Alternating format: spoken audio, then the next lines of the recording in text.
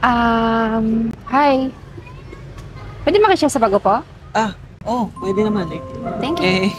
Hindi ka naman sa akin itong lugar na ito eh. Kainin mo. Alam kong wala pa naman yung tiyan mo. Hindi na. Nakakahiya ako kay La. Hindi, sige na, kainin mo na yan. Para sa'yo talaga yan. Salamat. Paano mo nalamang lapang laman yung tiyan ko? Siguro nagkataon lang. Bakit? Totoo talagang wala naman yung tiyan mo? Baka nagkataon nga lang. Okay ka lang? Eto, muna ko tubig.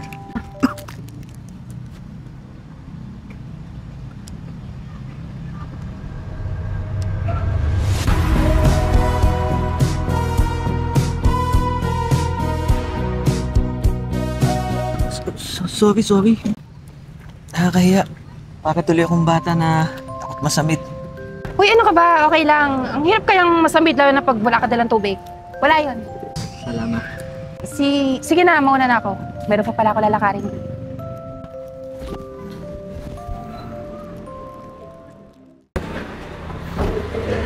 Kanina ka ba? Alam mo, Tol? Ang weird niya talaga. Gusto kong mainis pero ang kakang loob sa kanya. Bakit? Ano ba kinikilos niya? Sinaktan ka ba niya? Hindi naman. Pero sa mga kinikilos niya kasi parang sobrang close siya sa akin. Hindi ko nga siya kilala. Nako, doon natin yung pag-usapan sa pupuntahan natin. Di ba dapat nga matuwa ka eh. Kasi kadalasan, tayo lagi nagpo-first move sa mga babae. Ay, ewan mo ba? Taglit lang tol ayusin ko lang tong kwelyo ko. Nadali mo naman kasi.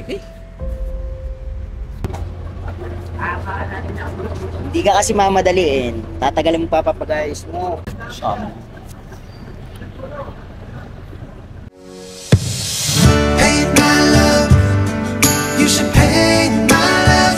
It's a picture of 1,000 sunsets. It's the freedom of... Uy! Okay ka lang? Good morning. Anong ginagawa mo sa lugar na to? Siyempre, malapit lang ako dito eh. Okay. Saan pala punta nyo? Gusto nyo, sabay ko na kayo? Party na kayo mamasahe? Or may sasakyan kayo? Sige ba? Nagmamadali na rin kasi kami. Okay lang ba? Sira ulo ka talaga. Hayaan mo na. Ganun din naman eh. Siya naman yung nag-offer. Mukhang mabait naman. Bihira lang yung ganyan. Parang sinasabi sa akin kanina. Siya kaya yun. Siya. So, sasabay ba kayo? Tara na. Tara. Tara na. Tara, please.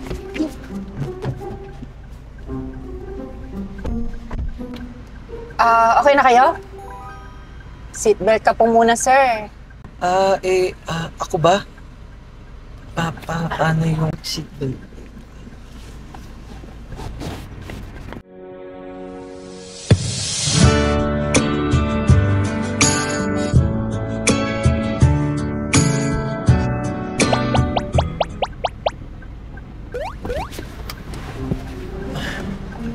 Okay na ba kayo? Uy! Okay na ba kayo? Okay lang.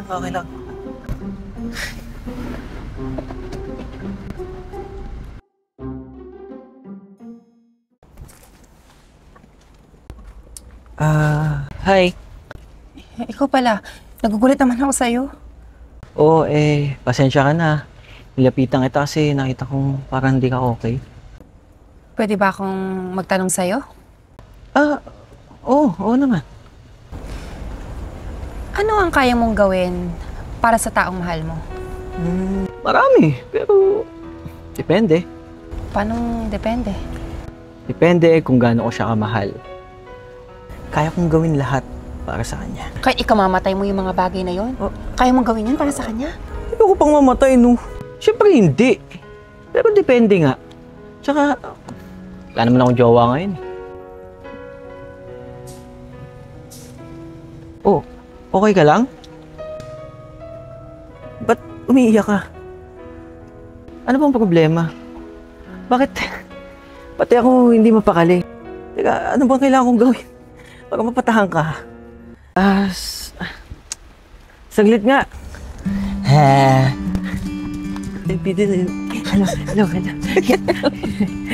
Ano mo pumapangit ka? Ano ginagawa yan? At least, napatahan naman kita dyan sa pag-iyak mo. Paano mo naman nasabi na napatahan mo na ako? Eh mamaya pag uwi ko, iiyak na naman din ako eh. Tsaka, sanay na ako doon. Wait, ano na naman? About our future like we had a clue. Never planned that one day Ano? May oras ka pa bang umiyak? Ngayon pinagod na kita? Siyempre, makakatulog ka na niyan, di ba? in another life, I would be your girl. We keep all our promises. Wait, ibaba muna ako. Ibaba mo Paano na? kung ayoko? Ayaw mo? O sige, halika na lang kita. Teka lang, John. Biya ko lang. Ito. Salamat. Dahil sa ginawa mo, kahit pa paano, naibsan din yung lungkot ko. Sige na, mauna na muna ako sa'yo Basang-basa na ako eh. Kasi, wait. Ay.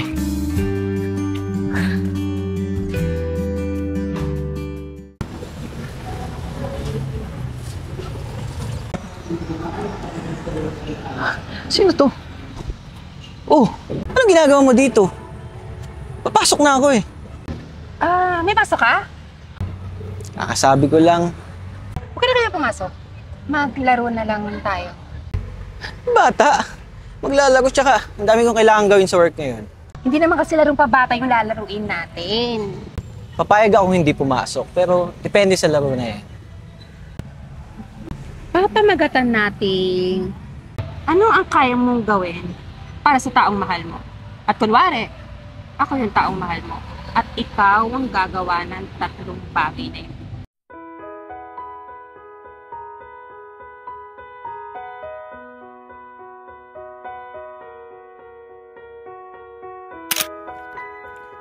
Una, kaya kitang pasayahin sa lahat ng bagay.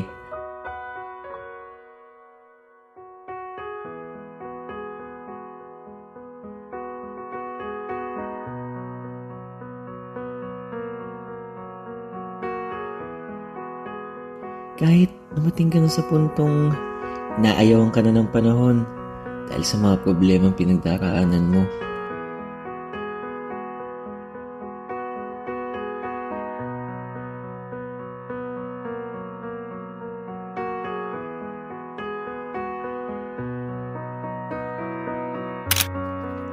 Pangalawa, kaya kitang alagaan. Papahalagahan ko hindi lang ang nararamdaman mo, kundi ang sarili mo rin. Kahit dumating na din sa puntong nawawala na sa isip mo na alagaan ang sarili mo, ako ang gagawa nun para sa'yo.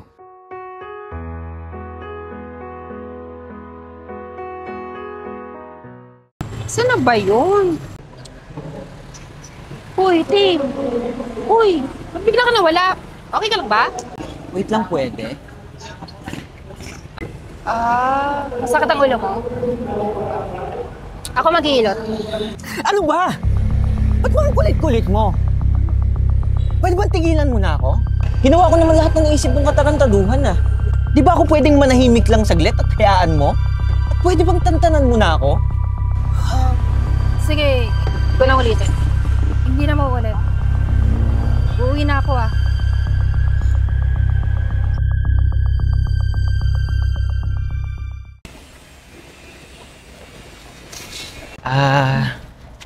Tol, ginagawa ba? Baka pwede kang makausap saglit.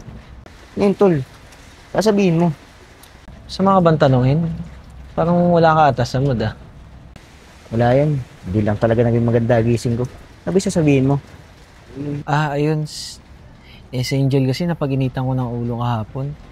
Ano yata yung mga nasabi kong masasakit na salita? Oh, bakit mo naman pinagsalita ng mga masasakit? Sumumpong ka na naman ba? Kulit kasi tol eh. Magpa-pressure ako. Kinukulit ba naman niya ako? Ano naman kung kinukulit ka? Swerte ka nga eh. May isang taong natsyatsaga pa sa'yo na kulitan ka. Ano? Pag ikaw yung kinukulit, kailangan magalit ka kapag nakukulitan ka. Tapos pag ikaw yung nangungulit, kailangan matuwa yung kinukulit mo. Hindi naman sa ganun. Pero teka, ano bang ibig mo sabihin? Maganda mong gawin, pumunta ka sa kanila. Kausapin mo siya. Walang mapapala kung papairali mo yung kakorneng ng ugali mo. Diyan ka na nga muna.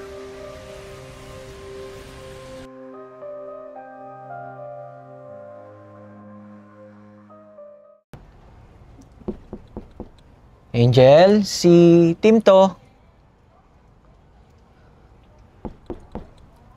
Angel, si Tim to. Angel, si Tim to. Papasok na ako ah.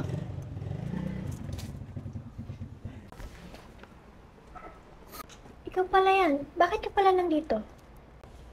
Si Angel po. Nasaan po siya? Andun po sa kwarto niya. Kaka-check ko lang sa kanya at napainom ko na rin siya ng gamot. Gamot? Bakit? Ano pong nangyari kay Angel? Ay, nako. Hanggang ngayon pa rin pala. Hayaan mo. Malalaman mo rin. Puntahan mo na lang siya dun sa kwarto niya. Excuse me.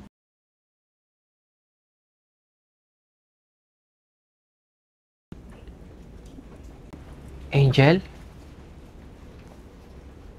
Tuloy ka. At maupo ka muna. Salamat.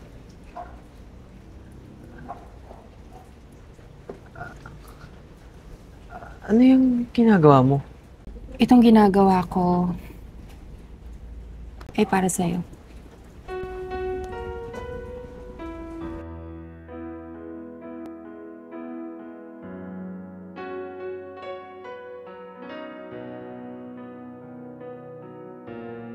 Nagustuhan mo ba? Bakit mo ko pininta? Ang ganda. Nagustuhan ko. Salamat.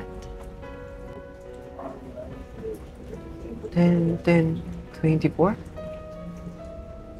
Ano yung petsa na yun? Pecha yan. Kung kailan ko siya tinapos. Nilinis ko lang yan. Kasi naalikabukan. October 10, 2024 mo siya natapos? Hindi pa tayo magkakilala nun ah. Tsaka, wala pang isang taon tayo magkakilala. Pwede mo ba akong isayaw? Ha? Sayaw? Oo naman.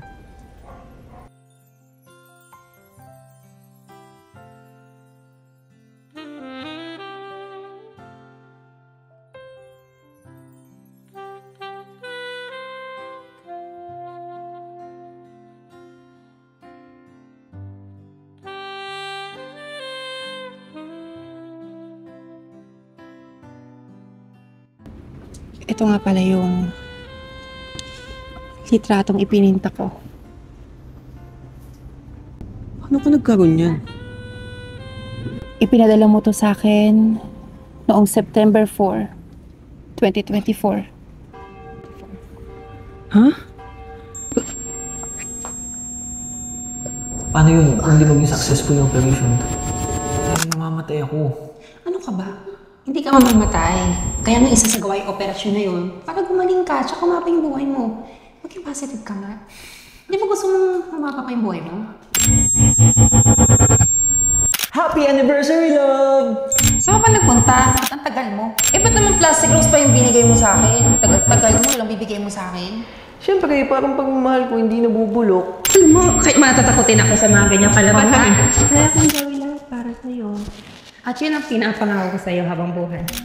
Ako din, kaya kong gawin lahat para sa'yo. Kaya kitang bigyan ng make-up, bigyan ng bahay, at dalhin sa ibang bansa. Ay, ano ba? Nakagayak na ako ngayon. Ito ngayon. Teka. Hindi pa ngayon. Siyempre, pag mayaman ako, ito naman.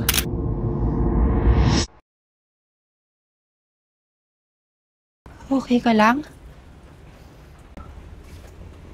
Bumalik na yung alaala ko. Ikaw yung mahal ko. Oo. At hindi kita kinalimutan. Kahit nakalimutan mo ako. Mahal na mahal kita, love. Alam mo, kahit hindi mo naman na yan sabihin sa akin eh. Ganun din ako sa'yo. Pwede bang hituloy na natin yung pagsasayaw natin? Oo naman.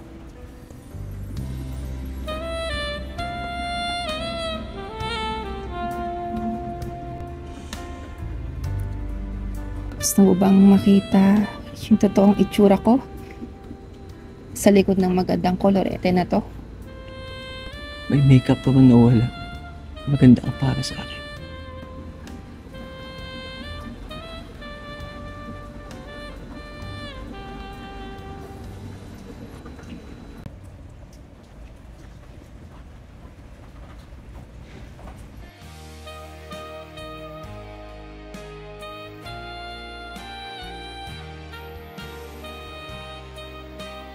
Ito ang totoong itsura ko. Isang taong nasa harapan mo na bilang na lang ang araw dito sa mundo. Ha? Wala kang sakit. Ako'y may sakit. May nag-donate ang puso para sa akin. Para gumaling ako. Para mapalitan yung puso ko. Oo nga. Dahil yung puso mo ay nasa akin na.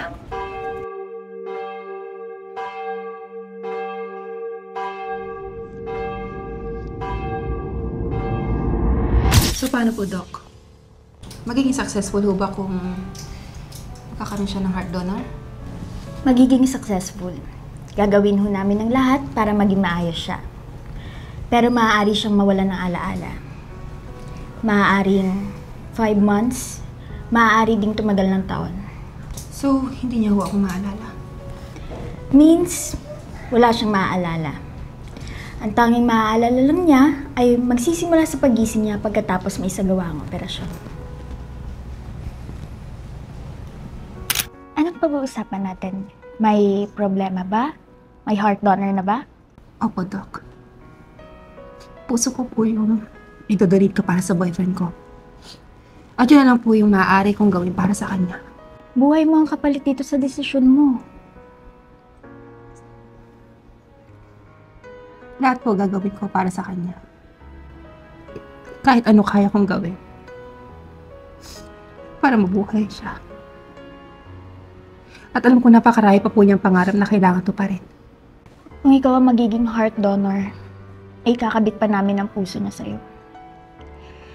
Pagkatapos nun, may taning na rin ang buhay mo. Pinakamatagal at pinakamaswerte na ang 2 taon. Huli na ho yung desisyon ko. Para sa taong pasaya sa buong buhay ko. Bakit mo ginawa yun? Ayokong mahula ka eh. Dahil mahal kita. Dahil simula na dumating ka sa buhay ko, ikaw lang yung nakapagpasaya sa akin. Simula din nung nawala yung mga magulang ko. Mahal na mahal kita, love. Mahal na mahal. Basta ipangako mo sa akin, tutuparin mo lahat ng mga pangarap mo. Mahal na mahal na mahal rin kita.